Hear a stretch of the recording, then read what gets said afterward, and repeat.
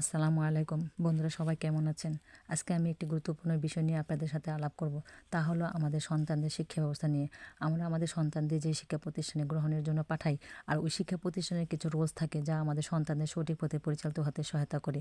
একটি শিক্ষা প্রতিষ্ঠানের প্রতিটি ছাত্রছাত্রীর ইউনিফর্ম থেকে শুরু করে তার যাবতীয় গেটআপ একই রকম থাকে এবং থাকা উচিত। ছাত্রছাত্রীর পরিবারের ফিনান্সিয়াল কারণে হয়তো কিছু ক্ষেত্রে সামান্য পরিমাণ তারতম্য থাকে, কিন্তু আমার এখানে কথা হলো আপনার ফিনান্সিয়াল অবস্থার উপর ভিত্তি করেই আমাদের সন্তানগুলোকে শিক্ষা গ্রহণের জন্য আমরা কোনো না কোনো শিক্ষা প্রতিষ্ঠানে পাঠিয়ে থাকি।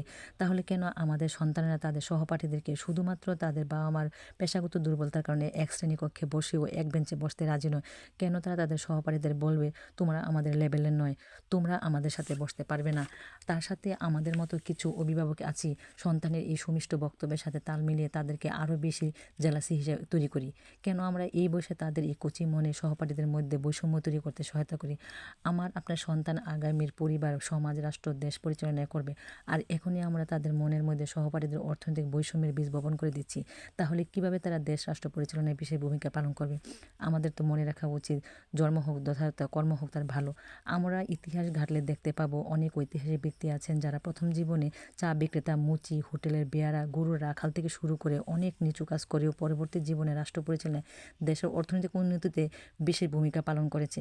আমি তাদের সবার নাম উল্লেখ নাই করলাম, তবে বেশি দূরের কথা নয়, শুধুমাত্র সাবেক গভর্নর আতিউর রহমানের কথাই বলি, যিনি কোথায় কীভাবে জন্মগ্রহণ করেছিলেন এবং কোথায় পরবর্তী জীবন অতিবাহিত করেছেন তা আমাদের মতো অজ্ঞ সুশীল সমাজ ঠিকই জানি। অথচ দেখুন, রাষ্ট্রনায়কের সন্তান রাষ্ট্র কিংবা বিজ্ঞানীর সন্তান বিজ্ঞানী হয়েছে, এরকম উদাহরণ দেওয়া বিরল, হাতে গোনা হয়তো কয়েকটি। তাহলে আমরা কি আমাদের সন্তানদের সেই ধারাবাহিকতায় প্রতিষ্ঠিত করতে পারি না? আর সবচেয়ে বড় কথা হলো, আমাদের সন্তানদের প্রতিষ্ঠিত করার আগে আমাদের মতো বিশেষ শিক্ষিত অভিভাবকদের মনের মননশীলতার পরিবর্তন, বৈষম্যমূলক মানসিকতা, হীনমন্যতা দূর করতে হবে। তাহলেই না আমাদের সন্তানরা তাদের সঠিক শিক্ষাটি পাবে। কথাগুলো আমি কাউকে আঘাত করার জন্য বলিনি। তারপরে যদি কেউ সামান্য পরিমাণ মনের কষ্ট পেয়ে থাকেন তাহলে আমি ক্ষমা প্রার্থনা করছি।